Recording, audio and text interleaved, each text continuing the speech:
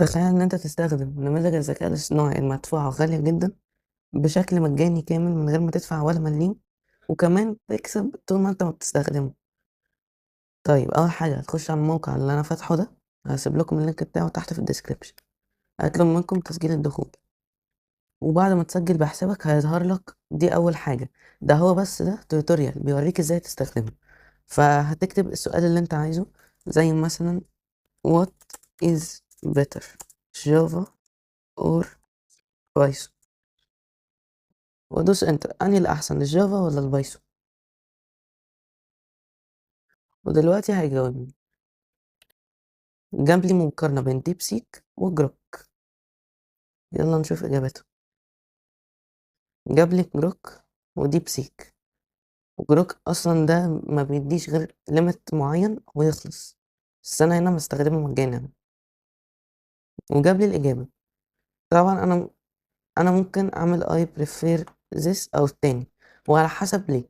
يعني أنا مثلًا ديب سيك ليه؟ عشان الستايل بتاعه عجبني، وكمان هو في التارجت، وأعمل send feedback. هيديني كارت أعمل له scratch أخربشه. كده أنا كسبت 5000 كريدت. بعد كده أروح للhome page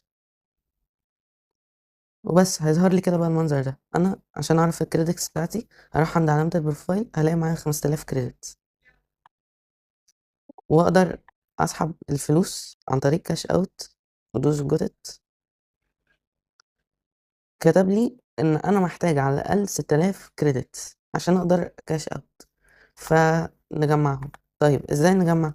أنت تنقي الmodels اللي أنت عايزهم.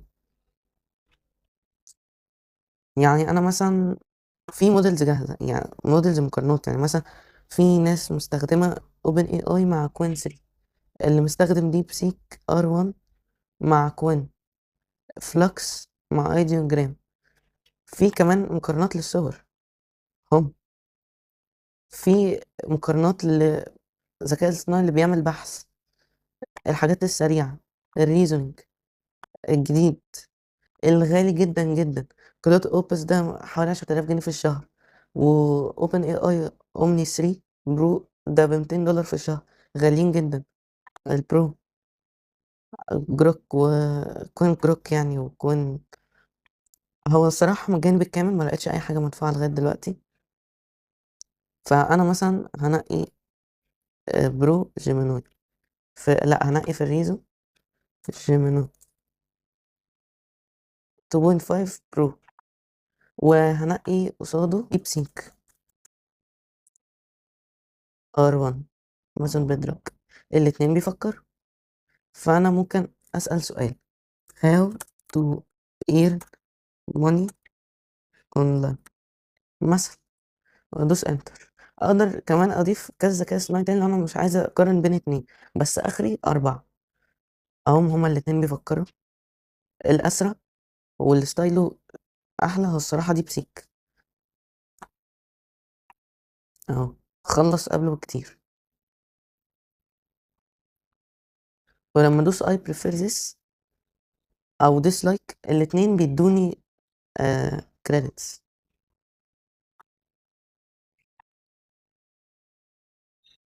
الGemini أخد وقت، اتأخر جامد. أنا مش عارف ليه أنا أهي. ممكن أقول dislike، أعمل dislike، وممكن أعمل I prefer this. أنا عشان آخد بوينتات أكتر هاعمل لده dislike إن هو بطيء، وأدوس submit feedback.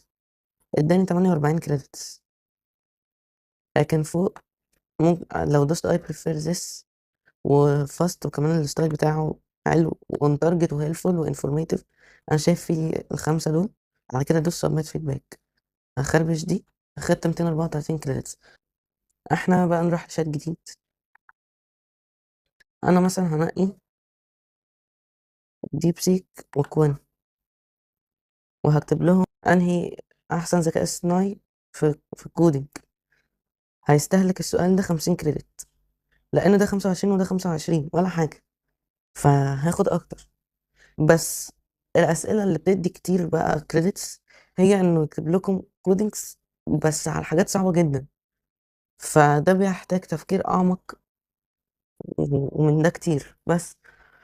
فده اللي انا كنت باخد منه 1800 كريدت مثلا، بس حاجات 3D. كتب لي كوين هو السريع، كتب لي مثلا كلود 3.5 وجيت هاب كوبايلوت وشات جي بي تي 4 اومني وكود لاما وكوين اللي هو يعني هو يعني كتب نفسه، وكتب ان البرو احلى. ماني ديفلوبرز كمان الديفلوبرز. وديب سيك بقى كتب كلود برضو، هما الاتنين مشتركين. وشات جي بي تي 4 وجيت هاب كوبايلوت برضو وجيمناي 1.5 برو. طيب المشكلة ان الاتنين دول مش متحدثين لاخر حاجة، يعني المفروض 2.5 برو، بس هما ده كتب 1.5 برو وده 2.5 برو. الصراحة هدي لده البريفير، بدل ما ادي لواحد بريفير والتاني ما ادوش حاجة، أنا ممكن ادي لده ديسلايك عشان اخد الكريدتس بتاعه. يعني هكتب هنا not up to date وسبميت فيدباك. اخدت 45 كريدت وانا دافع 50. لكن لما ادوس I prefer this هو ستايل وانسايتفul وانفورماتيف وان تارجت، بس برضه not up to date.